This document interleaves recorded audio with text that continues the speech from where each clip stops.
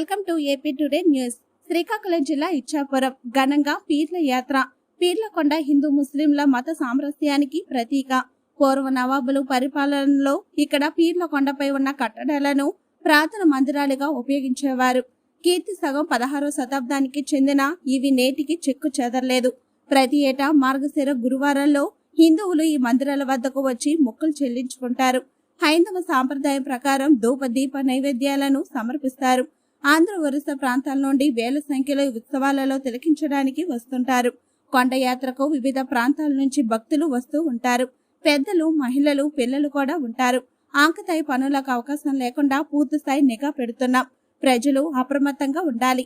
యాత్ర ప్రశాంతంగా సాగేలా పోలీసు సిబ్బందిని కొండపై దిగువన కూడా నియమిస్తున్నామని ఇచ్చాపురం సర్కిల్ ఇన్స్పెక్టర్ ఈశ్వర చంద్రప్రసాద్ తెలిపారు.